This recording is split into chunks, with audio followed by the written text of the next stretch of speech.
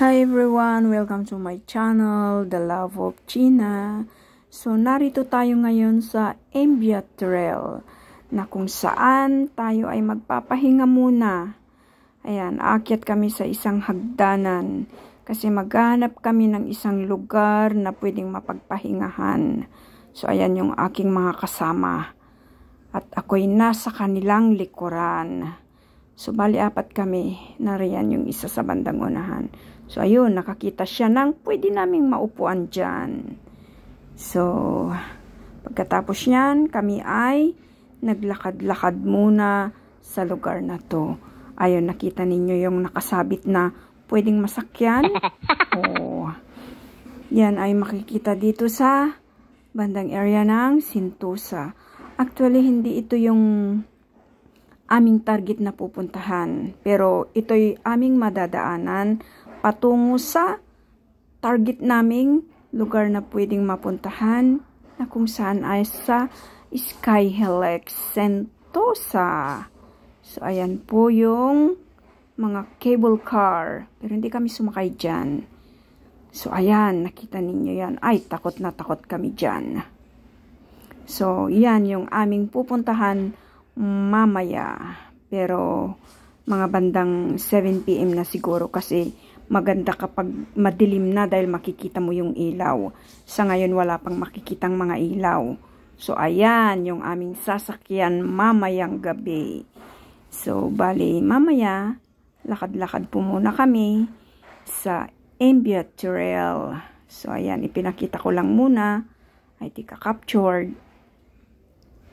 So ito na yung papasok papunta sa Embia Trail na kung saan medyo mahabang lakbayin yan. So, ayun, nakita ninyo, Discovery. Sentosa Nature Discovery. Ayan. Puro mga punong malalaki ang aming madadaanan. Oh, so, ayan, may makikita kayong konting board. Small Island. Habitats, Small Island daw. So, ayan po ang lugar na aming tatahakin pansamantala kasi aantayin namin ang takip silim. So, ayan po. Pakikita ko lang muna sa inyo ang kaunting view dyan. So, ayan po ang aming nadaanan. Anong mga klaseng kahoy yan na may mga design. So, ayan po, ayan. Nagpicture-picture din kami dyan sa area na yan. So, ayan na po yung boardwalk na aming dadaanan ng aking mga kasama po.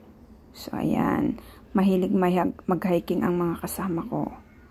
So, bali late upload na po ito na aking ini-edit ngayon na videos. So, nakita ninyo sobrang init pero malamig kasi malilim. Mga malalaking puno talagang mga kahoy dito sa Singapore na kung saan yan yung isang dahilan bakit walang baha na nagaganap sa Singapore. So, ayan po. So, ayan na yung mga pwede ninyong masakyan kung gusto ninyong mapadali. Cable car. Pero hindi kami sumakay dyan. Kami ay naglakad-lakad lang sa area na to. So, ayan po. Mamaya po ating papasukin ang looban ng Embia Trail.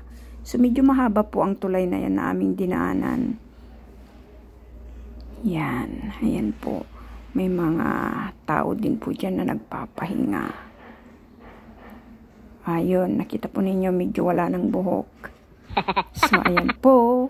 Tayo po ay maglalakbay na. May mga nakakasalubong din po kaming mga tao dyan. So, medyo malayo na yung aking mga kasama. Sapagkat ako'y nahuli na, nagkakadahilan sa pagka-capture ng mga views sa malalaking puno na yan. So, kapag narito ako sa lugar na to, ako po ay medyo nare-relax. Maganda yung pakiramdam. Tahimik. Ayan. Magaan yung pakiramdam sa isang lugar na kung saan ay malamig, malilim. So ayan, pagod na siguro silang naglalakad. Kadalasan po kapag day off dito sa Singapore, yan po yung aming ginagawa. Nagka-hiking, nagka-capture ng mga views. So ayan, explore Mount Embia. So nariyan na kami sa looban ng Mount Embia dito sa Singapore. So, ayan po yung makikita ninyong mga tanim, mga puno sa loob ng Mount Embia Trail. Ayan, di ba ang lalaking mga puno yan? So, ayun na. Naglalakad na ako, tumatakbo. Balik, kinukuhanan na ako dyan ng aking kasamang. Naiwan po yung dalawa. Bali, dalawa lang kami yung tumuloy sa looban ng area na yan. So, ayan po, inyong tignan. At medyo nakarating na ako, hindi medyo, kundi nakarating na ako sa may flowing water. So, ayan, inakyat ko dyan. Ayan, akyat na ako dyan. Yung makikita paano ko aakyatin yan. Mababa lang, pero ingat lang tayo kasi bato-bato na medyo may kadulasan na. So, ayan. Pose-pose ako dyan. Posing-posing lang ako. Ayan, cleanse up niya. Napakaganda po yung tubig, di ba? So, ayan po. Bali, dalawa po yan. Yan po yung unang flowing water na aming narating. So, ayun. Papunta na naman kami sa banda roon. May mga madadaanan kayo na parang upuan na pwedeng mapagpahingahan. Parang kubo. So, ayan. Nagmumuni-muni ako sa may mga nilalakaran ko kasi minsan nakakatakot sa looban ng mga ganitong mapupunong lugar dahil may mga mababangis dyan na hayop. May mga ahas. So, ayan yung kasama ko. Bali, patuloy kami doon sa isang waterfall pa. May isa pa yan na aming mararating na umaagos na tubig.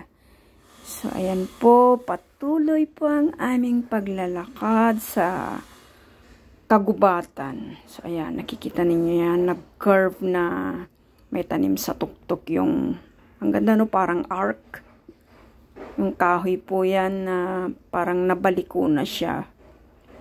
So, medyo mahaba po yan.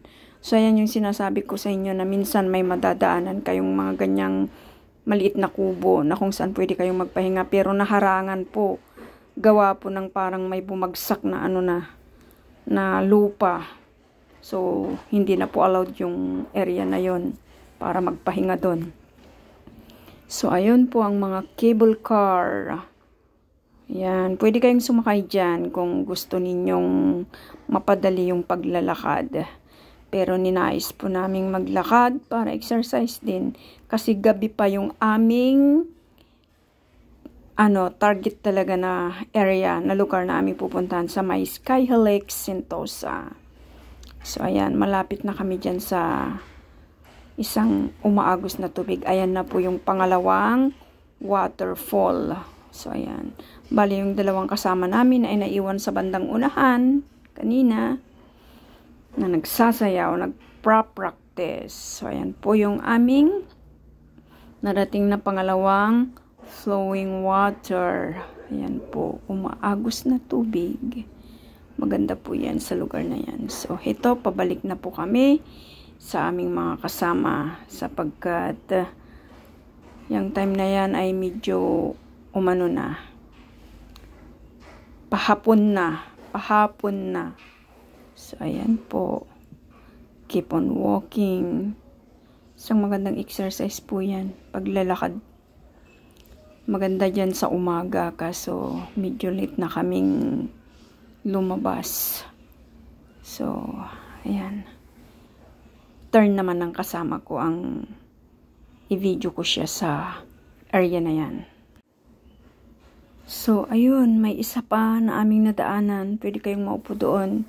Kasi walang nakaharang. So, ayan na po yung lugar pabalik sa aming mga kasama. Kasi papunta na kami sa area na kung saan kami ay magsasakay. So, ito na, nakarating na kami dyan at nagpapahinga. May isang, ano ba yan, ganso. Ayan, natuwa yung bata pero takot. Nangangagat. Tinatanong ko yung kasama ko dyan kung yan ba ay umaatake. Bigla bang tutukain ka na lang ba kapag hinawakan mo yan. So, ayun, yung aming sasakyan po mamaya kapag narating na yung oras na nakabook sa amin. So, via online po na nabili po yung aming ticket pasakay dyan. Hindi ko na maalala magkano ba yung ticket namin dyan. Medyo mura kasi mas mura kapag online binili yung ticket. So, ayan po yung lugar. Sa kapaligiran ng lugar na yan. Nakikita pa rin yung mga sky cable. Mga cable car. So, ayan po. Inyo pong matutunghayan sa aking susunod na vlog sa aming pagsakay sa Sky Helix Sentosa. So, ayan po.